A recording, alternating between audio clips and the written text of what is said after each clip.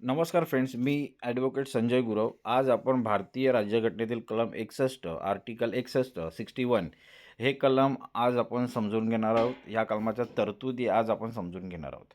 भारतीय राज्यघटनेतील कलम 61 आर्टिकल 61 हे अत्यंत महत्त्वाचे आणि शक्तिशाली कलम आहे. हे कलम भारताच्या राष्ट्रपतींना त्यांच्या पदावरून दूर करण्याच्या विशेष प्रक्रियेचे वर्णन करते, ज्याला महाभियोग इम्पिचमेंट असे म्हणतात. हे कलम कशा संबंधात आहे? तर हे एक अत्यंत महत्त्वाचे आणि शक्तिशाली कदम आहे. हे कलम भारताच्या राष्ट्रपतींना त्यांच्या पदावरून दूर करण्याच्या विशेष प्रक्रियेचे वर्णन करते. त्या प्रक्रियेला महाभियोग इम्पिचमेंट असं म्हणतात. या कलमाचं नाव कलम 61 राष्ट्रपतींवरील महाभियोगाची प्रक्रिया. Article 61 procedure for impeachment of the president. तर हे कलमाची तरतूद काय आहे? तर जेव्हा राष्ट्रपतींवर संविधानाचे उल्लंघन केल्याबद्दल महाभियोग चालवायचा असेल, तेव्हा संसदेच्या कोणत्याही सभागृहाद्वारे असा आरोप लावला जाऊ शकतो. काय म्हटलेलं आहे या तरतुदीमध्ये, या कलमामध्ये?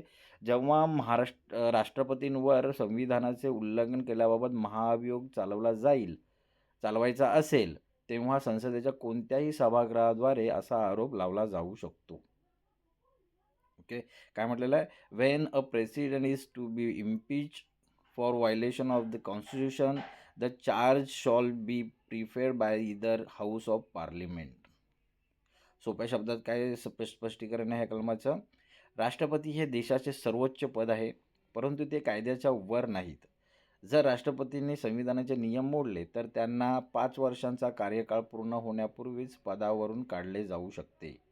ही प्रक्रिया अतिशय कठीण असते. काय म्हटलेलं आहे? राष्ट्रपती हे देशाचे सर्वोच्च पद आहे, परंतु ते कायद्याच्या वर नाहीत. जर राष्ट्रपतींनी संविधानाचे नियम मोडले, संविधानाचं उल्लंघन केलं, तर त्यांना 5 वर्षाचा कार्यकाळ पूर्ण होण्यापूर्वीच पदावरून काढले जाऊ शकते. ही प्रक्रिया कशी आहे? ही प्रक्रिया अतिशय कठीण असते. या प्रक्रियेचं समजून घ्या. नोटीस काढणे. नोटीस दिल्या जातात. किमान 14 दिवस आधी राष्ट्रपतींना लेखी नोटीस द्यावी लागते, ज्यावर त्या सभागृहाच्या किमान 104 सदस्यांच्या स्वाक्षऱ्या असाव्या लागतात. दुसरं, ठराव. संसदेच्या एका सभागृहाने, उदाहरणार्थ लोकसभा गृहाने एकूण सदस्य संख्येच्या बहुमताने 203 ठराव मंजूर करावा लागतो. नंतर मग चौकशी करावी लागते. दुसरे सभागृह, उदाहरणार्थ राज्यसभा, या आरोपांची चौकशी करते. यावेळी राष्ट्रपतींना स्वतःची बाजू मांडण्याचा अधिकार असतो. आणि चौथे, अंतिम निर्णय. जर दुसऱ्या सभागृहानेही 203 बहुमताने आरोप मान्य केले, तर त्याच क्षणापासून राष्ट्रपतींना पद सोडावे लागते. तर ही अशा प्रकारची महाभियोगाची प्रक्रिया चालते. काय काय ह्या प्रक्रियेमध्ये? तर या इम्पिचमेंटमध्ये काय काय? नोटीस दिलं जातं. किमान 14 दिवस आधी राष्ट्रपतींना लेखी नोटीस द्यावी लागते आणि ज्यावर सभागृहाच्या किमान 104 सदस्यांच्या स्वाक्षऱ्या असाव्या लागतात. दुसरा आहे, ठराव पास होतो. संसदेच्या एका सभागृहाने, जसे उदाहरणार्थ लोकसभा, त्याच्या एकूण सदस्य संख्येच्या बहुमताने 203 ठराव मंजूर करावा लागतो. नंतर मग चौकशी केली जाते. दुसरे सभागृह, उदाहरणार्थ राज्यसभा, या आरोपांची चौकशी करते. यावेळी राष्ट्रपतींना स्वतःची बाजू मांडण्याचा अधिकार असतो. आणि अंतिम निर्णय, चौथा टप्पा आहे अंतिम निर्णयाचा. जर दुसऱ्याही सभागृहाने बहुमताने आरोप मान्य केले, तर त्याच क्षणापासून राष्ट्रपतींना पद सोडावे लागते. तर ही महाभियोगाची प्रक्रिया आहे. आता हे कलम का बरं अस्तित्वात आलेलं आहे? लोकशाहीमध्ये कोणतीही व्यक्ती हुकुमशाह बनू नये, यासाठी checks and balance, checks and balance या असणे आवश्यक आहे. जर राष्ट्रपतींना अनेक अधिकार दिले असले तरी त्यांनी संविधानाच्या चौकटीत राहूनच काम करावे. यासाठी संसदेला त्यांना पदावरून दूर करण्याचा हा एक विशेष अधिकार देण्यात आलेला आहे. म्हणून हे कलम अस्तित्वात आलेलं आहे. म्हणून हे कलम संविधानामध्ये समाविष्ट करण्यात आलेलं आहे. का?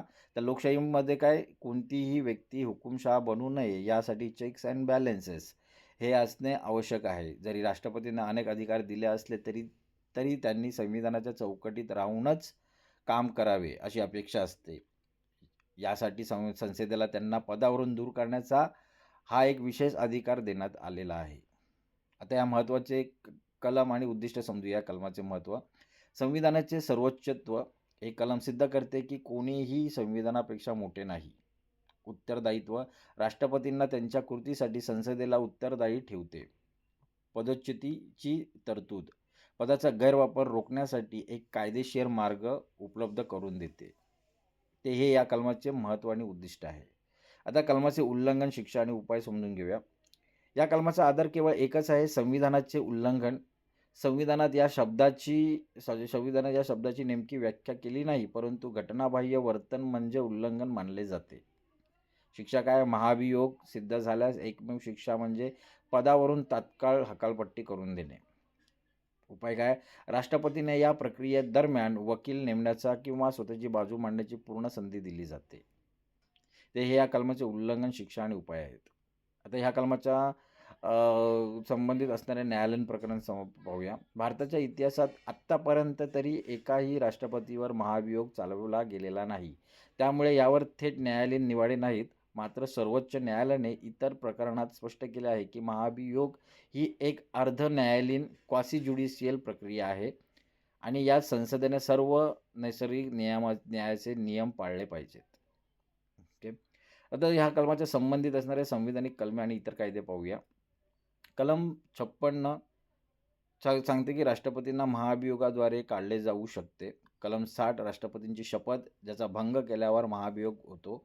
कलम 62 महाभियोगानंतर रिक्त झालेले पद 6 महिन्यांच्या आत भरले पाहिजे. हे या कलमाच्या संबंधित असलेले संविधानिक कलमे आहेत. आता या कलमाची समीक्षा काय करता येईल की सकारात्मक बाजू समजून घेऊया.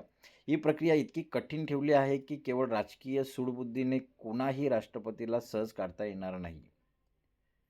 आता नकारात्मक बाजू काय आहे? तर संविधानाचे उल्लंघन या शब्दाची स्पष्ट व्याख्या नसल्यामुळे त्याचा अर्थ लावताना राजकीय वाद निर्माण होऊ शकतात.